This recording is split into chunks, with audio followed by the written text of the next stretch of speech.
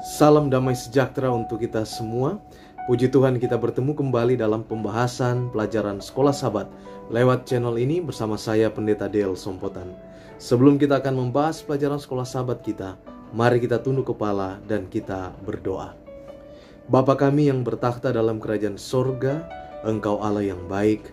Pada saat ini kami datang kepadamu memohonkan kuasa Roh Kudus Tuhan ketika kami akan mempelajari pelajaran Sekolah Sabat lewat pembahasan ini. Kiranya Engkau akan memberkati dengan hikmat dari sorga, agar pelajaran ini dapat kami mengerti dengan jelas dan boleh kami praktekkan di dalam kehidupan kami setiap hari. Terima kasih Tuhan, Engkau mendengar dan jawab doa kami. Dalam nama Yesus kami persembahkan doa ini. Amin. Pelajaran Sekolah Sabat kita pada sepanjang triwulan ini hampir akan selesai, dan kita membahas pada pelajaran yang ke-12 ini dengan judul pelajaran Hari Sabat Mengalami dan Menghidupkan Karakter Allah. Ini adalah pelajaran kita yang ke-12 dari rangkaian pelajaran Sekolah Sabat kita sepanjang triwulan ini yang berjudul Pendidikan. Dan tinggal satu pelajaran lagi, yaitu pelajaran yang ke-13. Kita menyelesaikan pelajaran Sekolah Sabat kita sepanjang triwulan ini yang berjudul Pendidikan. Pada minggu ini kita akan belajar tentang hari Sabat dalam konteks pendidikan. Bukan hanya hari Sabat sebagai hari peristirahatan, sebagai hari kudus Tuhan, tapi bagaimana mengalami satu konteks pendidikan, mengalami satu hari Sabat di mana kita boleh mengembalikan karakter Allah di dalam kehidupan kita.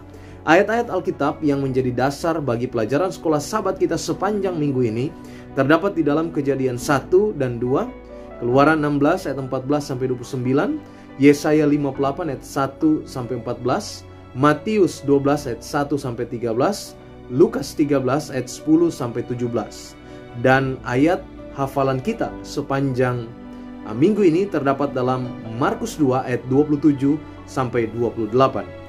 Dan dia berkata kepada mereka, hari Sabat dijadikan untuk manusia dan bukan manusia untuk hari Sabat. Karena anak manusia adalah juga Tuhan atas hari Sabat. Pernahkah saudara bertanya, mengapa Allah memberikan kepada kita kisah tentang penciptaan yang sangat selaras dan serasi dalam 2 pasal pertama di dalam kitab Kejadian? Kejadian 1 menceritakan tentang penciptaan dan keajaiban bumi yang terus bertambah saat dibentuk dan diberikan kehidupan oleh Allah. Dan tiba pada puncaknya, yaitu saat pria dan wanita diciptakan pada hari yang ke-6. Kemudian Kejadian yang kedua menceritakan, mengkisahkan kepada kita dari sudut pandang yang berbeda. Dan kita lihat di sana bahwa semuanya itu ada seolah-olah bahwa Allah menjadikan Adam dan Hawa sebagai satu pusat perhatian daripada penciptaan itu. Penciptaan bumi ini terlalu mendalam dengan hanya satu pencatatan saja. Pertama, kita belajar tentang pencipta yang berkuasa dan artistik dalam menciptakan keindahan yang sempurna. Lalu kita melihat Allah, yaitu Tuhan, dalam satu hubungan dengan manusia, dan dia memiliki tujuan supaya manusia memiliki rasa saling peduli, saling mencintai satu dengan yang lain, dengan sesamanya manusia. Bayangkan apabila kita, saudara dan saya ini adalah Adam dan Hawa yang diciptakan pada waktu itu, pada hari Sabat pertama. Ini adalah satu pengalaman kehidupan yang luar biasa. Makhluk yang diciptakan sangat sempurna ini, mereka dapat berhari Sabat yang pertama dengan Tuhan. Sabat yang pertama ini bukanlah pengalaman yang pasif bagi Adam dan Hawa. Hari Sabat ini adalah kesempatan yang diciptakan Tuhan bagi mereka untuk fokus kepada pencipta dan ciptaannya. Dan hari ini adalah waktu yang membuat mereka ini takjub.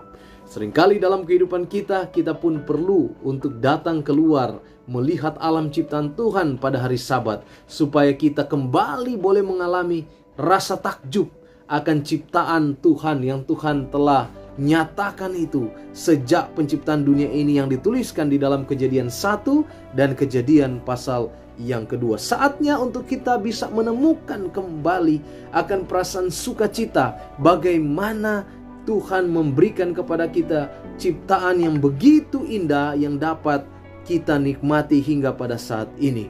Ketika Musa diminta untuk memimpin bangsa Israel keluar dari Mesir, jelaslah bahwa bangsa ini kehilangan perspektif mereka sebagai anak-anak Allah. Mereka perlu mengenal kembali siapa Tuhan dengan meminta ibadah mereka, dan mereka begitu banyak janji tentang masa depan yang menakjubkan. Nah, Sabat adalah pengalaman belajar yang menjadi titik balik dalam proses kembali mereka mengenal akan Tuhan. Ini juga merupakan satu sinyal yang jelas bagi bangsa-bangsa lain tentang hubungan khusus dengan Tuhan. Dalam hal ini tentang bagaimana pengalaman pribadi satu bangsa dengan Tuhan. Dalam konteks ini bangsa Israel memiliki pengalaman mana melupakan pelambangan bagaimana cara Tuhan mendidik akan bangsa Israel ini. Mujizat di mana Tuhan menyediakan mana bagi bangsa Israel, memberikan mereka makan setiap hari, kecuali pada hari Sabat mereka tidak diberikan mana. Ini merupakan satu pengalaman yang penting bagi bangsa Israel untuk mereka boleh kembali mengenal akan pencipta mereka lewat satu pengalaman yang unik ini. Dan di dalam pengalaman ini ada juga inti tentang hari Sabat di sana.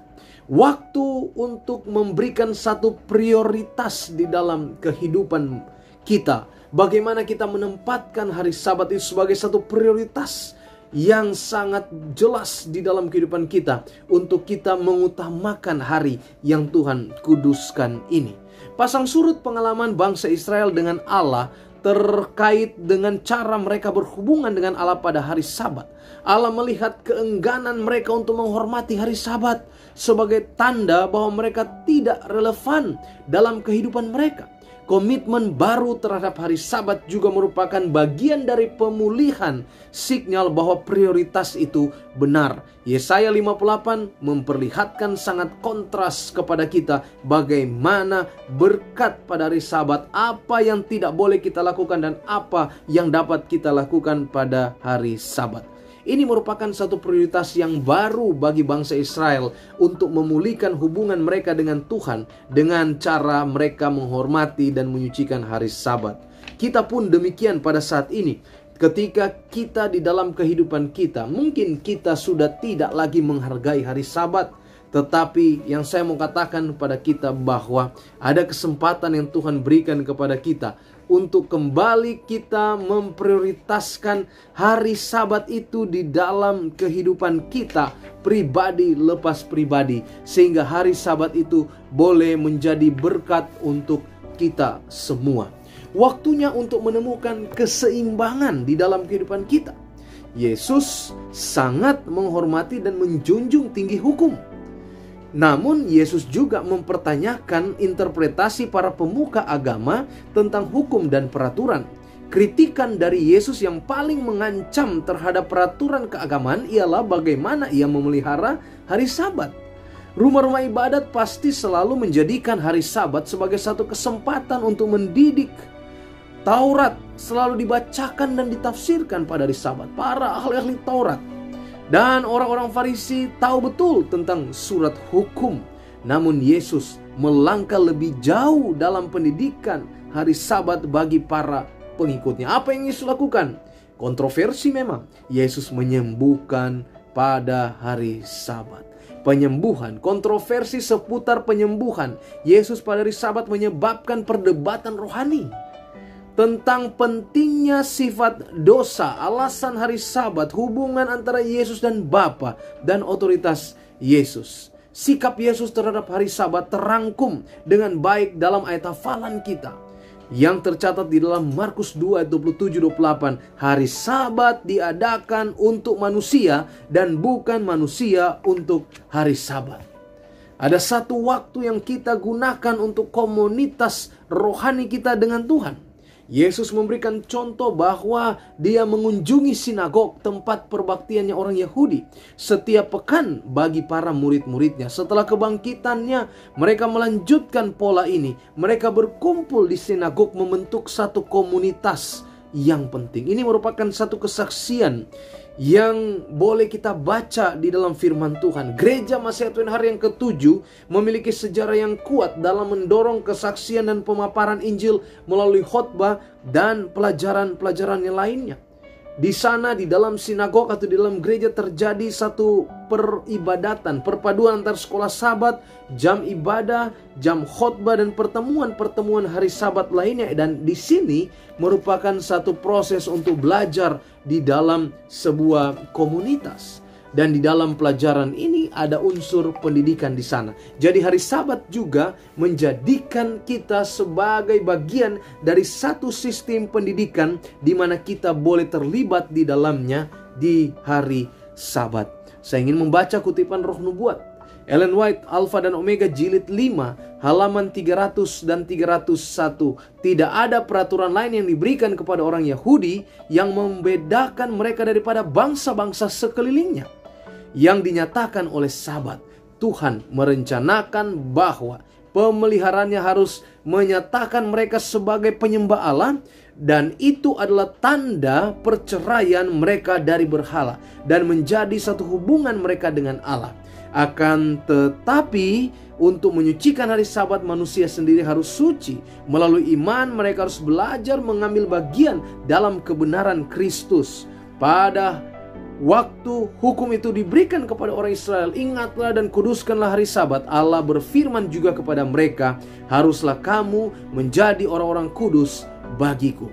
Hanya dengan demikian saja maka Sabat itu membedakan Israel dengan para penyembah Allah yang lain. Jadi hari Sabat adalah satu tanda kuasa Kristus untuk menyucikan kita. Sebagai tanda kuasanya, yang menyucikan hari Sabat diberikan kepada semua orang melalui Yesus menjadi bagian dari Israel milik Tuhan. Kita belajar sama-sama bahwa hari Sabat bukan hanya sebagai hari peristirahatan, hari kudus Tuhan, tetapi hari Sabat juga menjadi sarana penting untuk pendidikan bagi kehidupan kita, dalam memulihkan citra Allah yang telah rusak dalam diri kita, dalam memiliki satu pengalaman pribadi dengan Tuhan, dalam mengembalikan karakter Allah di dalam kehidupan kita. Dan hari Sabat menjadi sarana pendidikan penting untuk melakukan itu semua.